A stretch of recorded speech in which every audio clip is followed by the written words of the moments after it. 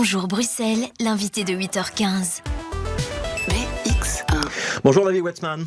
Bonjour Monsieur Grosfilet. Conseiller communal à la ville de Bruxelles, chef de groupe pour le mouvement réformateur dans l'opposition, député bruxellois au Parlement régional, toujours pour le mouvement réformateur, donc toujours dans l'opposition. Audition de Rudy Vervoort et Pascal Smet aujourd'hui lors de la commission Uber Files. Moment important ou pas ? Oui, évidemment, c'est un peu la conclusion de ces auditions qui portent sur les pratiques entre l'intégralité du secteur, donc les plateformes, dont Uber, mais il y a d'autres plateformes, et les taxis. Et donc on va pouvoir poser toute une série de questions pour mieux comprendre ce qui a bloqué d'ailleurs la réforme de Pascal Smet il y a de ça maintenant 4-5 ans, ce qui a fait en sorte que le processus soit tellement long pour arriver à aujourd'hui une réforme qui certes n'est pas parfaite, mais qui correspond en tout cas au principe de ce que nous avions demandé, c'est-à-dire avoir un équilibre entre les devoirs et les obligations de chacun. Essayer de comprendre aussi pourquoi certains donnent l'impression d'avoir une attitude plus corporatiste ou défendent uniquement un secteur et d'autres parlementaires, eux, s'inscrivent plus, et c'est le cas du MR, dans une vision plus équilibrée et notamment avec cet objectif de renforcer le transport rémunéré de personnes et trouver un équilibre entre les devoirs et les obligations de chacun. Si je vous entends bien, David Wetzmann, vous, ce qui vous intéresse de savoir, c'est pourquoi ça a pris tant de temps pour légiférer sur le secteur du taxi et sur l'arrivée des grandes plateformes de voitures partagées, plus que de savoir si Uber a réussi à avoir des liens et une forme d'influence sur les décisions politiques. Alors, théoriquement, Uber Files, c'était au départ sur comment est-ce que le lobbying d'Uber a pu éventuellement mettre un doigt dans les décisions politiques à Bruxelles. Mais, donc la commission spéciale est très claire. C'est une commission spéciale qui examine toutes les pratiques du secteur. Mais ceci dit, si je n'ai pas abordé cette question-là, vous avez raison de le dire, c'est parce que les auditions ont montré, que ce soit d'ailleurs dans le chef des chauffeurs LVC, même des taxis qui l'ont reconnu, et de l'audition de M. McGann, qui est le lanceur d'alerte, qu'en région bruxelloise, il n'y a eu aucune pratique illégale.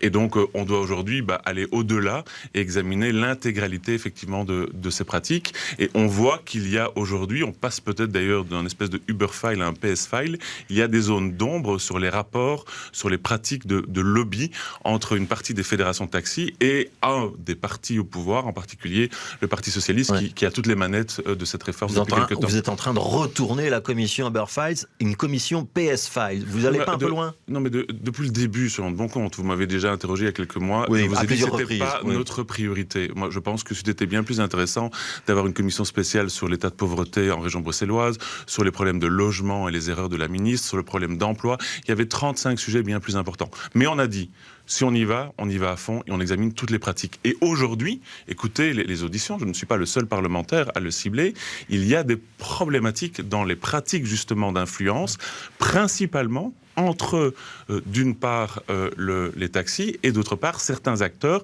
qui, effectivement, tournent tous autour, pour le moment, du Parti socialiste. Et donc, on peut donner des noms, on peut donner des noms, David Wetzmann. C'est qui les socialistes qui seraient particulièrement perméables aux arguments du secteur de taxi et qui iraient peut-être même au-delà de la consultance ou de l'information légitime d'un parlementaire ou d'un ministre? Je ne dis pas de consultance. Le Parti socialiste s'est présenté lui-même comme étant, c'est pas mon expression, c'est la leur, le pitbull d'un secteur.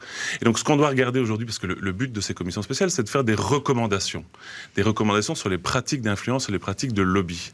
Aujourd'hui, vous avez d'une part des parlementaires qui, depuis le début, essayent de tendre vers l'intérêt général. Et tendre vers l'intérêt général, c'est d'avoir une conception notamment du client, parce qu'on ne parle pas suffisamment du client, le fait d'avoir une offre rapide, d'avoir du transport rémunéré de personnes, l'intérêt également aussi de l'intégralité des chauffeurs, des chauffeurs LVC et des chauffeurs de taxi. Vous avez dit PS Files. Mais aussi, mais je vais vous répondre. Ça laisse sous-entendre, David Wetzmann, qu'il y aurait eu plus que de l'influence de la part du secteur des taxis sur certains membres du Parti socialiste. C'est ça que vous êtes en train de nous dire. Oui, mais tout à fait, je vais vous répondre. Et donc, il y a ces parlementaires dont le MR fait partie, mais pas seulement le MR. Je reconnais qu'il y a d'autres parlementaires aussi qui tentent depuis le début vers cet intérêt général. Et il y a d'autres parlementaires qui, depuis le début, nous disent, nous sommes uniquement dans la défense d'un secteur, je rajoute, contre donc un autre secteur, contre d'autres travailleurs et contre les clients. Mais ça, ils ont le droit, ils ont le droit d'avoir des... Moyennant, notamment parce qu'on examine les pratiques moyennant notamment un appel aux dernières élections de vote massif pour ce parti politique. Et donc, comme on est dans le cadre de recommandations, ce sont des recommandations, je ne fais pas d'accusation, on doit se poser la question de qu'est-ce qui est le plus normal dans notre société. On était face à un secteur qui était monopolistique, on avait des clients qui avaient besoin effectivement d'avoir plus et plus de transport rémunéré de personnes, et vous avez certains certains acteurs qui, depuis le début, se présentent d'ailleurs avec une transparence. Vous nous donnez des noms ? Se présentent avec une transparence, mais je ne veux pas commencer à donner des noms. Non. Le Parti socialiste lui-même, dans son intégralité, s'est transformé en une espèce de syndicat d'une partie des travailleurs contre d'autres travailleurs. Et donc, on va poser des questions très claires. Pourquoi est-ce que ça a pris autant de temps ? Pourquoi un académique est venu nous dire que pour qu'une réforme soit réussie, il faut justement pouvoir écouter tout le monde ? Pourquoi, pour la dernière réforme, l'ordonnance de Rudy Verwoerd, certains acteurs, que ce soit les clients, les chauffeurs LVC, n'ont pas été entendus autant que notamment les taxis. Et donc, c'est tout ça qu'on doit examiner. Pourquoi, au moment de la négociation en 2019, on a décidé de scinder la compétence de taxi et la compétence de mobilité, ce qui d'ailleurs, de l'aveu de tout le monde, était une mauvaise chose. Oui, les Pourquoi taxis, Rudy c'est la compétence du ministre-président Verwoerd désormais. a pris effectivement cette compétence-là. Donc tout ça, ce sont des questions que je vais demander, mais notamment au départ, à Rudy Verwoerd. David Wetzman, au départ de Uber Files, il y a les révélations de Mark McGann, dont on a cité le nom tout à l'heure, qui était donc le lobbyiste en chef d'Uber à Bruxelles et qui a lui-même reconnu, c'est lui qui est à l'origine des fuites, qui avait quand même des pratiques douteuses d'Uber, à la fois des organisations de manifestations où on payait les chauffeurs pour venir, à la fois des détectives privés engagés pour enquêter sur des hommes politiques, et une très grande proximité, et une proximité cultivée avec un certain nombre de décideurs au niveau européen et parfois au niveau bruxellois. Est-ce que ça vous chipote un peu ou pas du tout ? Mais évidemment que ça me chipote, pardon. C'est pour ça que on a posé des questions. Mais sur ça, il n'y a plus rien à dire, à faire classer, c'est terminé. Mais c'est pas qu'il n'y a rien à dire, c'est que vous avez écouté les auditions de M. McGann. M. McGann a bien dit que tout ça n'existait pas à Bruxelles. Vous avez écouté les auditions des taxis et des LVC. Les taxis ont expliqué qu'ils n'ont jamais, ou les LVC, été payés pour aller manifester.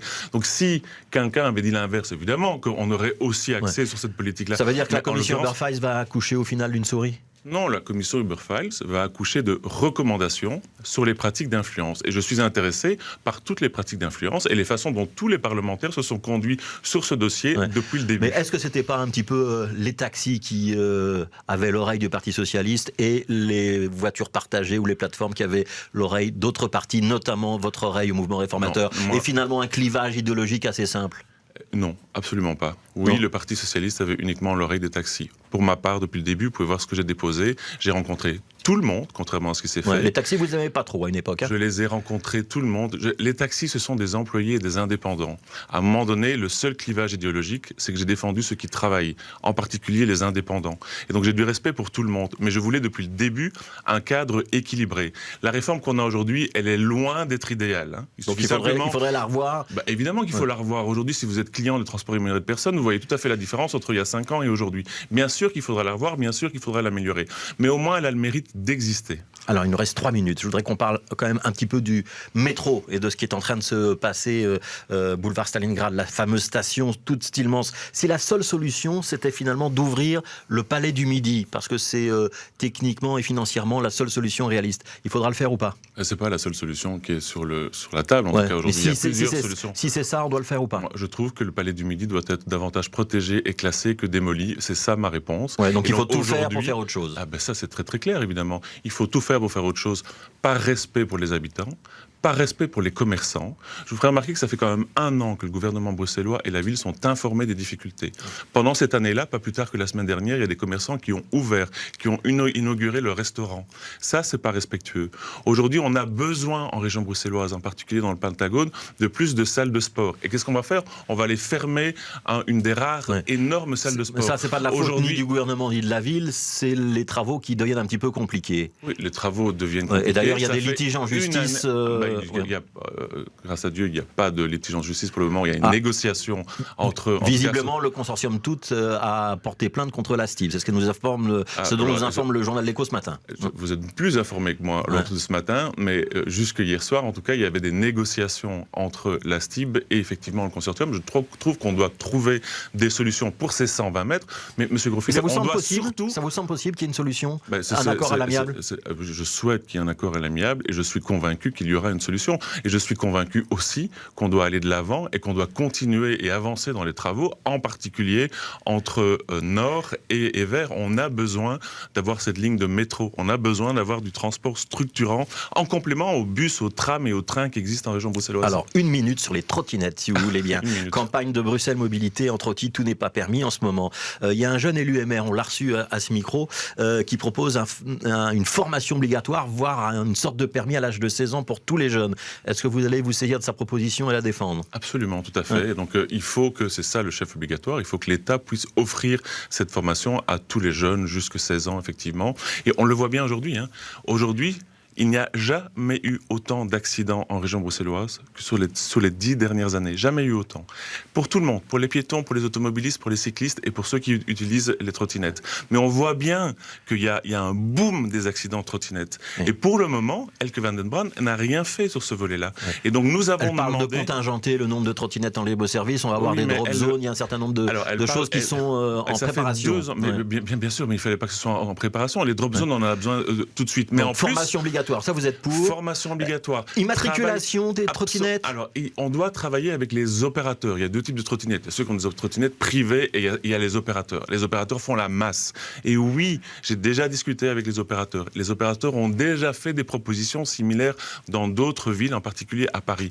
Je pense qu'il faut immatriculer les trottinettes. Je pense qu'il faut demander la carte d'identité. Je crois qu'on doit s'assurer en effet qu'il n'y a pas de jeunes de moins de 16 ans sur ces trottinettes. Je crois qu'on doit donner des formations. Je crois qu'on doit tout faire pour diminuer drastiquement le nombre d'accidents. Je crois qu'on doit tout faire pour libérer nos trottoirs. C'est indigne pour les PMR, pour les personnes âgées, de devoir systématiquement tomber sur des trottinettes ou d'être, en tout cas, d'avoir ce trottoir entravé. On doit agir. Immatriculer, c'est pour pouvoir mettre des PV quand il y a des infractions qui sont commises, on est bien d'accord. Ça veut dire qu'il faut en parler avec le fédéral.